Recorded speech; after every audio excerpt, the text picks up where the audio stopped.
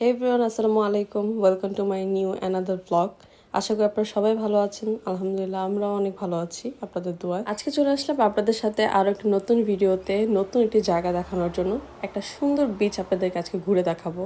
গত থার্সডেতে আমার হাজব্যান্ডের ডে অফ থাকায় আমরা প্ল্যানিং করলাম একটা নতুন বিচে ঘুরে দেখানোর জন্য।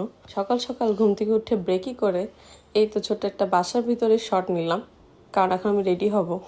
সো চলুন আমার সাথে রেডি হই এবং রেডি হয়ে বের হয়ে যাই নতুন একটি বিচ ঘুরে দেখানোর জন্য। আমরা রওনা দিয়ে দিয়েছি আমাদের সেই কাঙ্ক্ষিত বিচের উদ্দেশ্যে।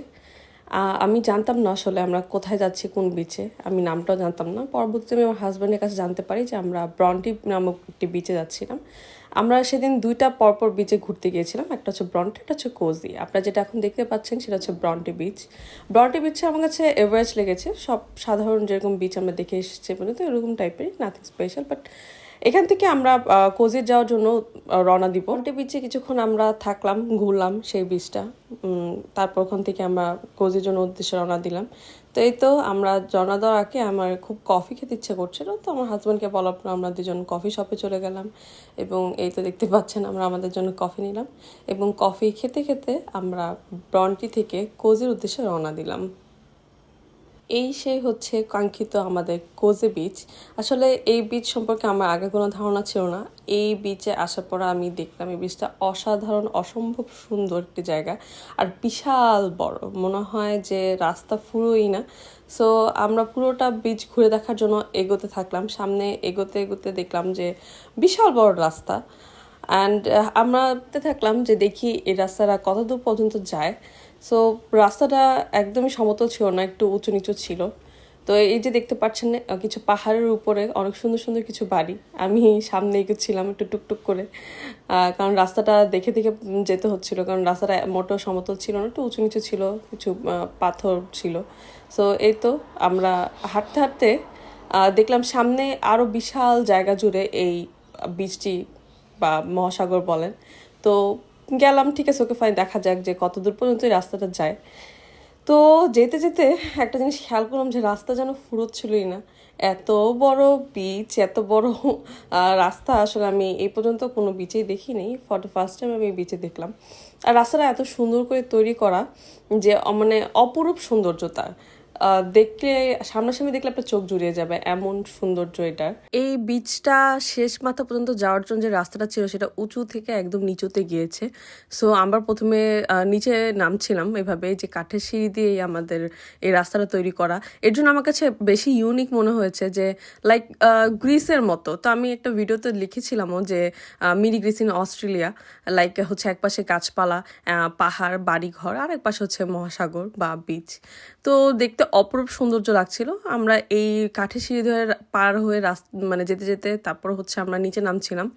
এই যে দেখতে পাচ্ছেন সাদা কালারের কিছু সাদা রঙের বাড়ি। সো টোটালি লাগছিল যে আমরা গ্রিসেই চলে এসেছি। অপরূপ সৌন্দর্য। এই তো আমাদের এখান থেকে বিচটা মোটামুটি দেখা যাচ্ছে। তারপর আমরা আস্তে আস্তে সামনে গেলাম। সামনে যাওয়ার পরে এই হচ্ছে কিছুটা বিচের, কোজি বিচের কিছুটা অংশ। এখানে কিন্তু শেষ না, এটা সামনে আরও বড়, আরও যাওয়া যায়। তো আমরা এখানে কিছু কিছু আমি ক্লিপ নিয়েছি। তো সামনে আরও এগোলাম, আরও যাওয়ার পরে দেখতেই পাচ্ছেন এই বিচটাতে এত পরিমাণ স্রোত ছিল। আমি এটার জন্য অবাক হয়েছি, কারণ এরকম স্রোত আমি অন্য কোনো বিচে এখন পর্যন্ত দেখিনি। আর এই বিচটা দেখে মনে হচ্ছিলো এই বিচে আসলে নামাটা খুব রিস্ক। যদি কেউ সাঁতার জানেও তারাও যদি নামে তাও ডুবে যাওয়াটা ভয় থাকবে, সম্ভাবনা থাকবে। সো এই বিচে আমি কাউকে ভাবে নামতে জন্য দেখি নাই, কারণ এটা প্রচুর স্রোত ছিল। এই বিচটাতে প্রচুর স্রোত, হ্যাঁ, অসম্ভব স্রোত। তো এরপর আমরা এই তো কিছু কিছু ক্লিপ নিয়ে আমরা সামনে এগোতে থাকলাম, কারণ সামনে যত যাই যেন ফুরোচ্ছেই না। দেখতে দেখতে একদম সন্ধ্যা নেমে গিয়েছিল, মাগরিবের সময় হয়ে গেছিল। তো আমরা তো দেখলাম যে না, বাসায় যেতে হবে, আমাদেরকে রওনা দিতে হবে। বাট এত সুন্দর একটা বিচ, এত স্রোত, গোধূলির সময় আরও বেশি সুন্দর লাগছিল দেখতে। তো মন চাচ্ছিল না যে এখন বাসায় যাই, বাট এনিওয়েজ দিন শেষে বাসাতে যেতেই হবে। বাট একটা জিনিস ভেবেই ভয় লাগছিল যে এত রাস্তা পার হয়ে এসেছি, সে একই রাস্তা ধরে আবার ব্যাক করতে হবে।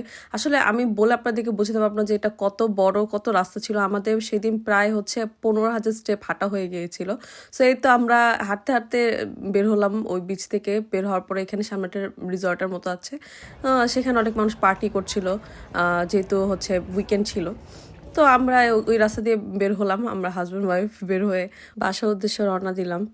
তো আমার ইচ্ছে আছে একদিন এই রিসর্টটা ঘুরে দেখার জন্য। ইনভেস এই তো আমার আসলে পার্সোনালি সিডনি শহরটা রাতে বেশি ভালো লাগে। এই আলোক ঝলকানো জাঁকজমকপূর্ণ রাতটা আমার কাছে খুব বেশি ভালো লাগে দিনের চাইতেও বেশি। তো এই তো আমরা বাসার উদ্দেশ্যে রওনা দিয়ে দিয়েছি। আমি অনেক বেশি আজকে বক বক করে ফেললাম। আজকে এই পর্যন্তই। আপনারা সবাই অনেক বেশি ভালো থাকেন এবং আমার পরিবারের জন্য দোয়া করবেন। হ্যাঁ, অবশ্যই আমার চ্যানেলের সাথে থাকবেন, আমার চ্যানেলটি সাবস্ক্রাইব করবেন, কারণ আপনাদেরকে আমি অস্ট্রেলিয়া অনেক সুন্দর সুন্দর জায়গা ঘুরে দেখাবো। সো এই তো আজকে এই পর্যন্তই। আপনারা সবাই ভালো থাকুন, সুস্থ থাকুন এবং আমার সাথে থাকুন। আল্লাহ হাফেজ।